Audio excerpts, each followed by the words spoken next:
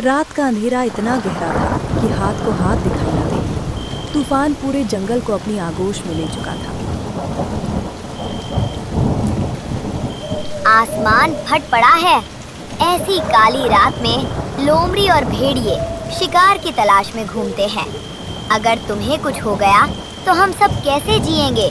बाहर शिकारी भले हों, लेकिन इस गुफा में मेरे बच्चे भूखे सोएं, ये मुझसे बर्दाश्त नहीं होगा। जब तक मेरी सांसों में दम है, मैं अपने परिवार को तड़पने नहीं दूंगा।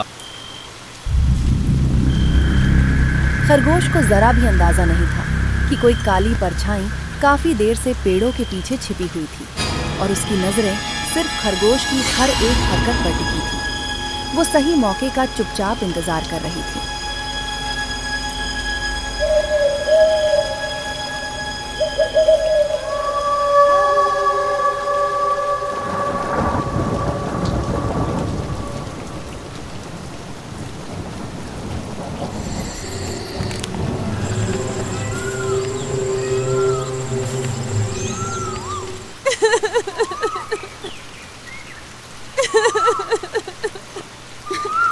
हाय, मैं लुट गई, बर्बाद हो गई मैं।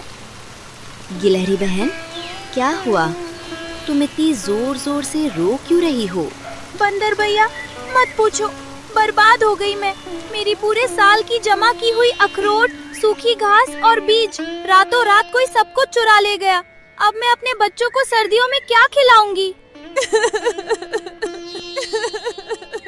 शांत हो जाओ गिलहरी, रोने से भोजन वापस नहीं आएगा। रोने ही तो क्या करूं बंदर भैया। लेकिन ये काम किसी आम भूखे जानवर का नहीं लगता। दरवाजा तोड़ा नहीं गया, बल्कि किसी ने बहुत सफाई से चोरी की है।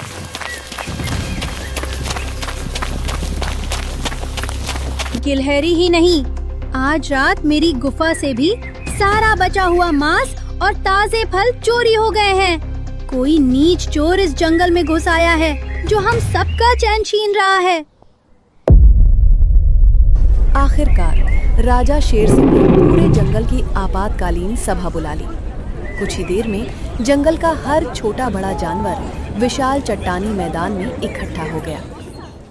जंगल के निवासियों, आज मैं बेहद दुखी भी हूँ और क्रोधित भी। हमारा ये जंगल हमेशा शांति, विश्वास और भाईचारे के लिए जाना जाता था, लेकिन पिछले कुछ दिनों से लगातार हो रही चोरियों ने इस विश्वास को तोड़ दिया है। किसी ने हमारी प्रजा की मेहनत की कमाई चुराने की हिम्मत की है और ये अपराध किसी भी कीमत पर बर्दाश्त नहीं किया जाएगा।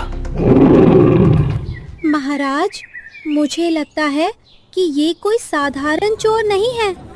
या तो कोई बाहरी जानवर रात के अंधेरी का फायदा उठा रहा है, या फिर हमारे बीच ही कोई ऐसा है जो दिन में हमारा साथी बनता है और रात होते ही चोर बन जाता है। लोमड़ी की बात सुनते ही पूरे मैदान में फुसफुसाहट शुरू हो गई। हर जानवर दूसरे को शक की नजरों से देखने लगा। भालू गुस्से में चारों तरफ देखने लगा। कुछ ही पल में पूरे जंगल का भरोसा डगमगाने लगा। अगर चोर हमारे बीच ही हुआ तो अब किसी पर भरोसा कैसे करें? जिसने भी ये हरकत की है, मैं उसे अपने हाथों से पकड़ूंगा। खामोश! जब तक कोई पक्का सबूत नहीं मिलता, इस जंगल में कोई भी किसी पर आरोप नहीं लगाएगा। शक से न्याय नहीं होता, न्याय केवल सच्चाई से होता है। मैं इस रहस्यमयी चोरी की जांच की जिम्मेदारी हमारे सबसे चतुर और फुर्तीले जासूस बंदर को सौंपता हूँ। महाराज, मैं वचन देता हूँ, जब तक असली चोर का पता नहीं लगा लेता, तब तक चैन से नहीं बैठूंगा। चाहे मुझे पूरे जंगल का कोना कोना क्यों ना खंगालना पड़े। बहुत अच्छा। और सुन लो, जो भी इस अपराध का दोषी निकला, उसे ऐसी सजा मिलेगी कि आने वाली कई पीढ़ियां भी चोरी करने से पहले 100 बार सोचेंगी।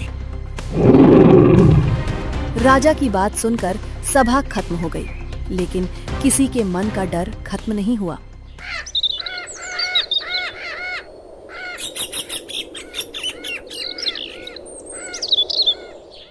राजा शेर सिंह के आदेश के बाद बंदर ने बिना समय गवाए अपनी जांच शुरू कर दी। सबसे पहले वो उसी जगह पहुंचा जहां पिछली रात लोमड़ी के घर से चोरी हुई थी। बारिश अभी कुछ देर पहले ही रुकी थी। जमीन पूरी तरह गीली थी और कीचड़ में कई तरह के पैरों के निशान साफ दिखाई दे रहे। बंदर के साथ लकड़बग्घा और बूढ़े उल्लू भी मौजूद थे। तीनों के चेहरे पर चिंता साफ झलक रही थी। ध्यान से देखो उल्लू भाई, ये निशान बिल्कुल अलग हैं। न ये भालू के हैं, न लोमड़ी के, और न ही शेर या चीते के। देखो, नाखून कितने लंबे और टेढ़े हैं, जैसे किसी ने जानबूझकर इन्हें ऐसा बनाया हो। तो क्या जंगल में कोई ऐसा जानवर आ गया है जिसे हम में से किसी ने कभी देखा ही नहीं? मैंने अपनी पूरी जिंदगी इस जंगल की हर रात देखी है। न जाने कितने जानवर आते जाते देखे हैं, लेकिन ऐसा पंजे का निशान आज तक किसी का नहीं देखा। और एक बात मुझे सबसे ज्यादा खटक रही है। कौन सी बात? इन पंजों की दूरी देखो, चलने का तरीका देखो, और नाखूनों की गहराई भी। ये सब किसी असली जानवर जैसे नहीं लग रहे। मुझे पूरा शक है किसी ने जानबूझकर नकली पंजे पहनकर ये निशान बनाए हैं, ताकि हम सब गलत दिशा में सोचें। क्या मतलब चोर सिर्फ चोरी ही नहीं कर रहा, वो हमारी सोच के साथ भी खेल रहा है। बिल्कुल, वो चाहता है कि हम किसी काल्पनिक खूंखार जानवर से डर जाएं और असली चोर आराम से हमारी आंखों के सामने घूमता रहे। अगर ऐसा है तो इसका मतलब चोर हम सबकी उम्मीद से कहीं ज्यादा चालाक है। अब ये साफ हो चुका था कि ये कोई साधारण चोरी नहीं थी। चोर सिर्फ सामान नहीं चुरा रहा था, वो पूरे जंगल को झूठे सुरागों के जाल में फंसा रहा था। लेकिन बंदर भी हार मानने वालों में से नहीं था। उसने मन ही मन फैसला कर लिया, चाहे चोर कितना भी चालाक क्यों ना हो, उसकी एक छोटी सी गलती ही उसे पकड़वाएगी।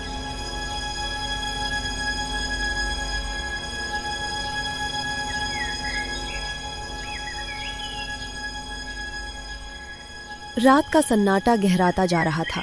पूरा जंगल सो रहा था, लेकिन बंदर की आंखें अंधेरे को चीरने की कोशिश कर रही थी। तभी कोहरे के बीच से काली आकृति बाहर निकलती है। यही है वो रहस्यमयी चोर। आज चाहे कुछ भी हो जाए, मैं इसे भागने नहीं दूंगा।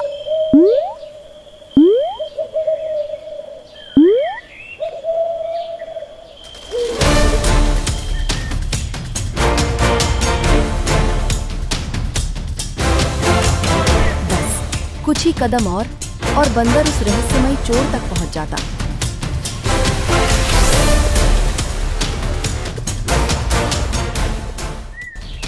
तभी अचानक आसमान में तेज हवा चलने लगी।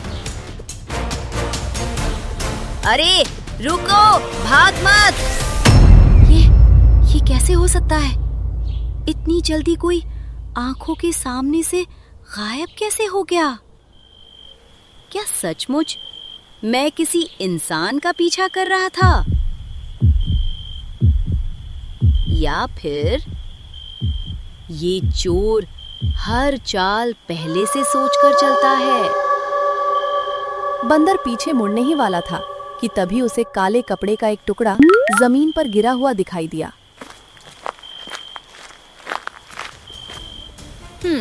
तो आखिरकार तुम अपनी पहली निशानी छोड़ ही गए। अब तुम चाहे जितना भी छिप जाओ, इस सुराग के सहारे मैं तुम्हें ढूंढ ही निकालूंगा।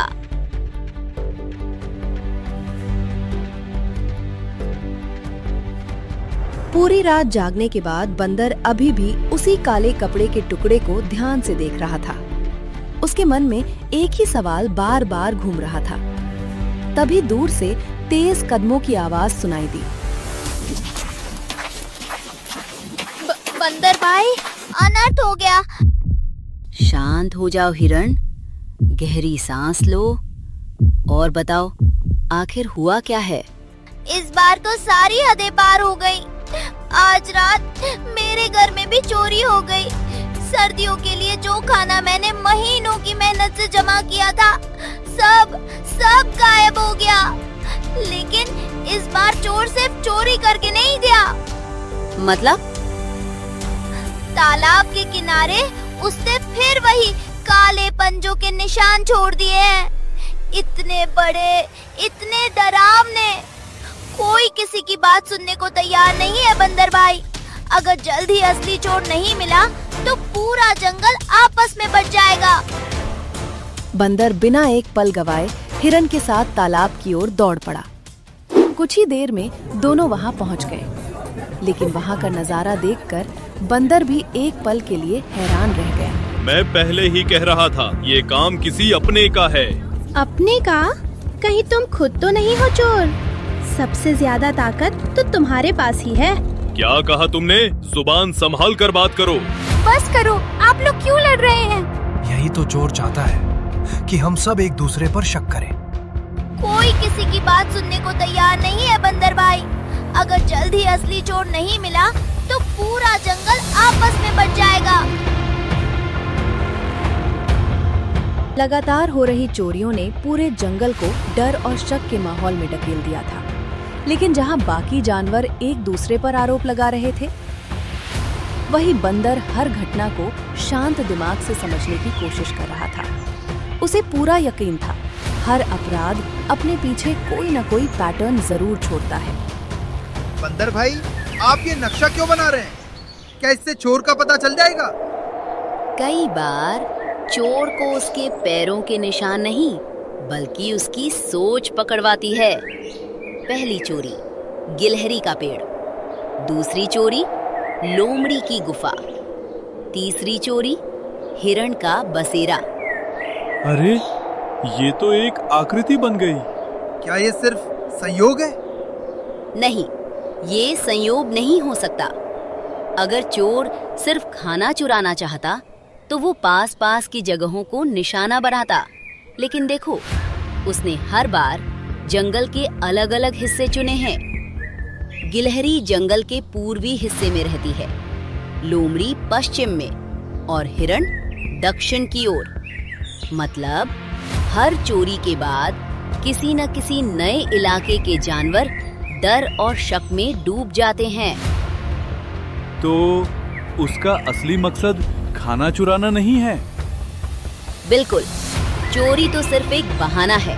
उसका असली निशाना पूरे जंगल का भरोसा है।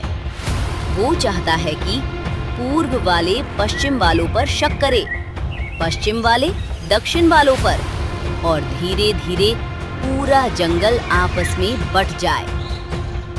तो उसका असली मकसद खाना चुराना नहीं है? इसका मतलब हमारा चोर जल्दबाज नहीं, बल्कि बहुत धैर्य वाला, चालाक और दूर की सोच रखने वाला है। तो हम ऐसे दुश्मन से लड़ रहे हैं जो हर चाल पहले से सोचकर चलता है। हाँ, लेकिन उसने एक गलती कर दी है। कौन सी गलती? हर बार वो अलग अलग जगह चोरी करता है, लेकिन उसकी योजना का केंद्र एक ही दिशा में इशारा कर रहा है। अब मुझे यकीन है, अगर हम इस पैटर्न को आगे बढ़ाएं, तो अगली चोरी कहाँ होगी, इसका अंदाजा लगाया जा सकता है। पहली बार बंदर को ऐसा सुराग मिला था जो किसी पंजे, कपड़े या गवाह पर नहीं, बल्कि चोर की सोच पर आधारित था। और शायद यही सुराग उसे असली गुनहगार के सबसे करीब ले जाने वाला था। बंदर, तुमने जगहों का रहस्य तो समझ लिया, लेकिन तुम समय का रहस्य भूल गए। समय का रहस्य? जरा याद करो, जिस रात चोरी हुई उस रात आसमान कैसा था? आसमान, बारिश, घना कोहरा, लेकिन और सोचो। अरे हाँ, उन तीनों रातों में चांद बिल्कुल दिखाई नहीं दिया था। बिल्कुल, मैं हर रात आसमान पर नजर रखता हूँ। देखो, तीनों चोरियां अंधेरी रात में ही हुई थीं। मतलब ये सिर्फ संयोग नहीं है? नहीं, अमावस्या की रात जंगल सबसे ज्यादा अंधेरे में डूब जाता है। न चांद की रोशनी, न साफ परछाइयां। ऐसे में चोर का चेहरा पहचानना लगभग नामुमकिन हो जाता है। यानी वो सिर्फ चालाक नहीं, बहुत धैर्यवान भी है। वो सही समय का इंतजार करता है। तो इसका मतलब अगर हमें अगली अमावस्या का पता हो तो हम चोर से एक कदम आगे रह सकते हैं। बंदर, तैयार हो जाओ, क्योंकि अगली अमावस्या आज रात है। आगे क्या होगा? क्या बंदर आज रात असली चोर को पकड़ पाएगा, या चोर एक बार फिर सबको चकमा देकर भाग जाएगा? इसका जवाब जानने के लिए देखिए इस कहानी का अगला भाग। और हाँ, आप ये कहानी कहाँ से देख रहे हैं? कमेंट में अपना नाम और अपनी जगह जरूर बताइए।